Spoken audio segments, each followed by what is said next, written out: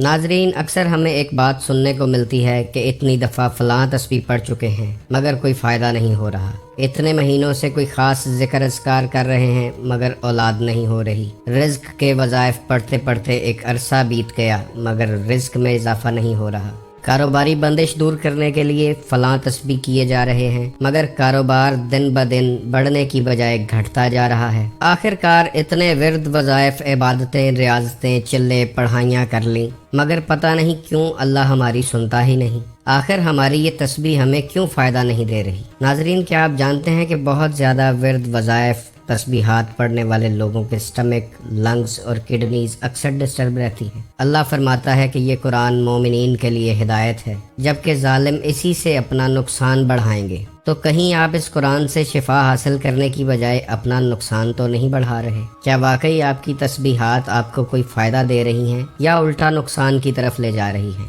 ان سب سوالات کا جواب آج اس ویڈیو میں آپ جان لیں گے۔ آپ کا ویڈیو کو لائک کرنا، شیئر کرنا اور کمنٹس کرنا ہمارا حوصلہ بڑھاتا ہے، تو اسی طرح اپنی محبت کا اظہار کرتے رہیے اور چینل کو سبسکرائب کر لیں تاکہ آپ کا اور ہمارا رابطہ بنا رہے۔ ناظرین، سب سے پہلے ایک سوال کا جواب مجھے کمنٹ سیکشن میں ضرور دیجیے گا کہ اللہ نہ کرے کہ کبھی دشمن سر پر آ جائے یا عالم اسلام خطرے میں پڑ جائے تو آپ کون سی تسبیح، ورد یا وظیفہ پڑھیں گے؟ ناظرین، قرآن کا حرف حرف ہدایت اور شفا ہے۔ ہماری بدقسمتی یہ ہے کہ ہم قرآن پاک سے ورد وظائف تو حاصل کر لیتے ہیں مگر کبھی اسے ترجمے اور تفسیر کے ساتھ پڑھنے کی کوشش نہیں کرتے۔ یہ وہ کتاب ہے کہ اللہ فرماتا ہے کہ اگر پہاڑوں پر نازل کرتے تو وہ پہاڑ اپنی جگہ چھوڑ دیتے۔ یہ وہ مقدس کتاب ہے کہ جس کے ذریعے خالق کائنات نے مخلوق سے بات کی ہے۔ یہ قرآن پاک مخلوق کو خالق کے ساتھ جوڑنے کا ذریعہ ہے مگر ہم حقیقی طور پر اس کی اہمیت سے ناواقف ہیں۔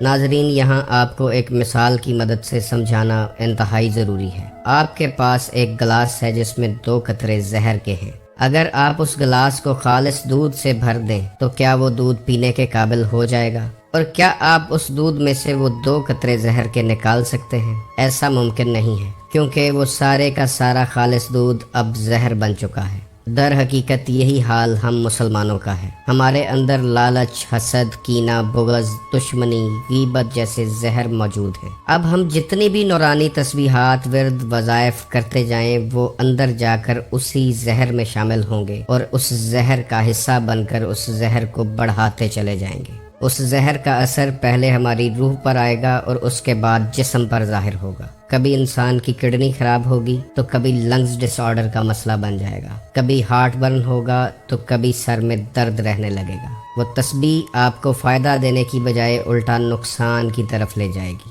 یہی وجہ ہے کہ اللہ نے فرمایا کہ لوگ اس قرآن سے اپنا نقصان یا خسارہ بڑھا لیں گے۔ وہ خالق کائنات جو کہتا ہے کہ میں 70 ماؤں سے زیادہ پیار کرتا ہوں، تو آپ سوچیں کہ ایک ماں اپنے بچے کو تکلیف میں دیکھ لے تو بچے کی چیخ سن کر فوراً سارے کام چھوڑ کر بھاگی چلی آتی ہے، تو وہ خالق اکبر جو 70 ماؤں سے زیادہ پیار کرتا ہے وہ کیوں ہمارے دکھ، درد، پریشانیوں پر نہیں پہنچتا؟ کیوں ہمارے مسائل دور نہیں ہوتے؟ اگر وہ 70 ماؤں سے زیادہ پیار کرتا ہے تو اسے ہماری داد رسی کے لیے فوراً پہنچنا چاہیے۔ کیوں اسے بلانے کے لیے تسبیح کے دانوں پر لاکھوں دفعہ پکارنا پڑتا ہے؟ اس کا مطلب ہے کہ ہمارے اندر ہی کوئی نہ کوئی کمی رہ گئی ہے، کیونکہ وہ تو کہتا ہے کہ میں سمیع و بصیر ہوں، میرے جیسا اعلیٰ سماعت والا کوئی بھی نہیں ہے، تو پھر کیسے ممکن ہے کہ وہ ایک دفعہ میں ہماری پکار نہ سنے؟ جو فرما رہا ہے کہ انی قریب، میں انسان کے بہت زیادہ قریب ہوں،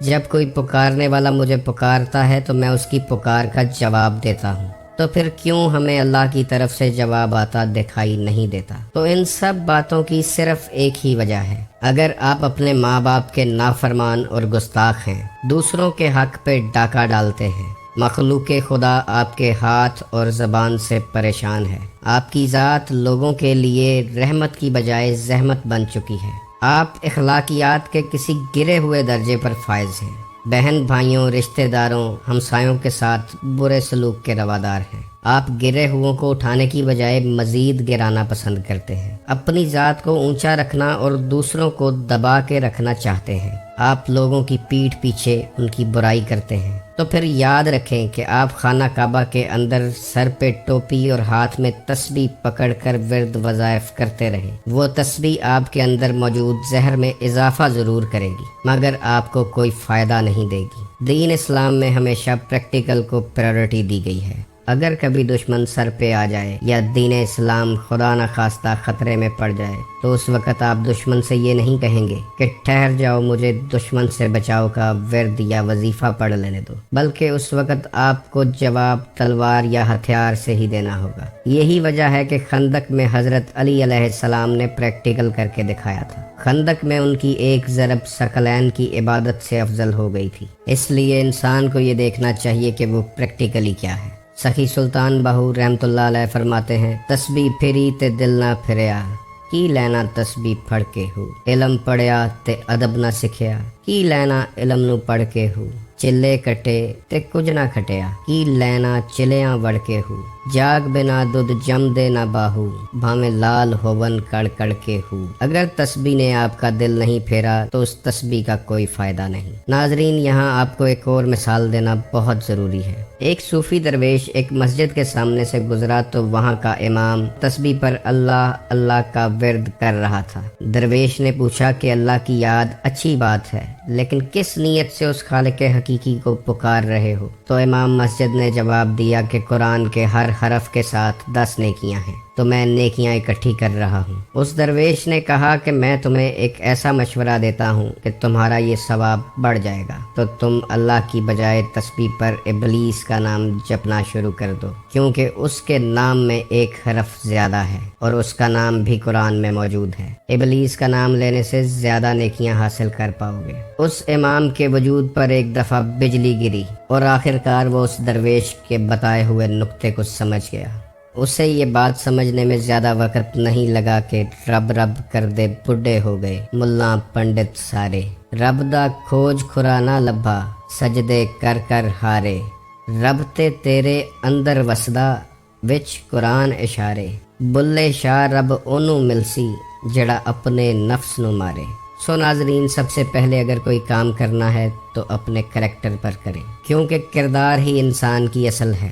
نبی محترم صلی اللہ علیہ وآلہ وسلم کی ذات اقدس پر قرآن 40 سال کی عمر میں نازل ہوا، اور 40 سال تک اللہ نے اس کردار کو منوایا جس نے اگلے 23 سال تک اللہ کا قرآن لوگوں کو بتانا تھا۔ اگر آپ نے کردار پر کام کر لیا اور اپنے اندر کے زہر کو نکالنے میں کامیاب ہو گئے، اپنے نفس کی 2 رکعت نماز جنازہ پڑھ لی، تو پھر وہ مقام پالیں گے کہ جس کے بارے میں اقبال نے فرمایا ہے، خودی کو کر بلند اتنا کہ ہر تقدیر سے پہلے خدا بندے سے خود پوچھے، بتا تیری رضا کیا ہے۔ اللہ فرماتا ہے کہ میں انسان کے گمان کے مطابق ہوں، آپ جیسا اللہ کے بارے میں گمان کریں گے ویسا ہی آپ کو رسپانس ملے گا۔ اگر آپ سوچتے ہیں کہ وہ 5 لاکھ دفعہ بلانے پر 1 دفعہ سنے گا تو پھر وہ ویسے ہی سنے گا، اور اگر گمان رکھتے ہیں کہ وہ سمیع و بصیر ہے، سب سے بہترین سننے والا ہے، تو 1 دفعہ میں بھی سن لے گا۔ تسبیحات، ورد، وظائف ہر چیز کا حل نہیں ہوتے۔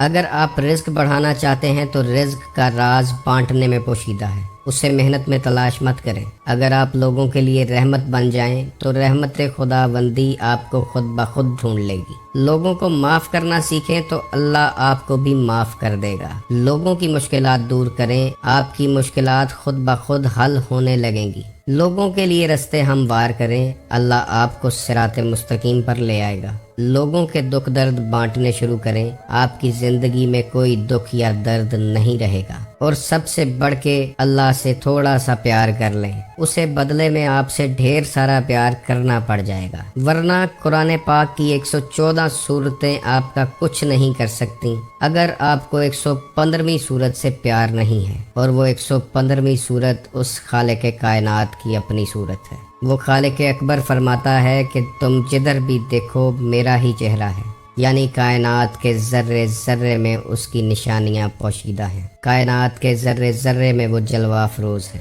नाजरीन, एक बात सीधी सी है कि आप किसी गैर मुस्लिम इंग्लिश बोलने वाले के हाथ में तस्बीह पकड़ा दें और उसे कहें कि 1,00,000 दफ़ा कलमा तैयबा का विर्द करो, तो क्या आप सोचते हैं कि वो कलमा तैयबा का विर्द करने से मुसलमान हो जाएगा या अल्लाह का नूर उसके अंदर उतर जाएगा? क्योंकि अमल का दारोमदार सिर्फ नीयत पर है। सो तस्बीह ज़रूर पढ़ें, अल्लाह का जिक्र उठते बैठते सोते जागते जारी और सारी रखें, मगर सबसे पहले अपने ऊपर काम करें। ज़बान से कह भी दिया ला इलाहा तो क्या हासिल, दिलो निगाही मुसलमान नहीं तो कुछ भी नहीं। नाजरीन, सफाई निस्फ़ ईमान है और इस सफाई का ताल्लुक सिर्फ ज़ाहरी सफाई से नहीं बल्कि बातिनी सफाई से भी है। अपने अंदर का कूड़ा करकट उठाकर बाहर फेंक दें, फिर अल्लाह का कोई भी नाम जपेंगे तो वो इसमें आज़म की तरह काम करेगा। वो अल्लाह का नाम या अल्लाह के नाम की तस्बीह आपके वजूद में सरायत कर जाएगी। अल्लाह का नूर आपके वजूद में उतरना शुरू होगा और जब अल्लाह का नूर अंदर उतरेगा तो कोई बीमारी, दुख, तकलीफ, परेशानी आपकी ज़िंदगी में नहीं रहेगी। इस दुआ के साथ वीडियो को ख़त्म करते हैं कि आप सलामत रहें और रहमत खुदाबंदी आपके घरों पे साया फ़िगन रहे। अल्लाह हाफ़िज़।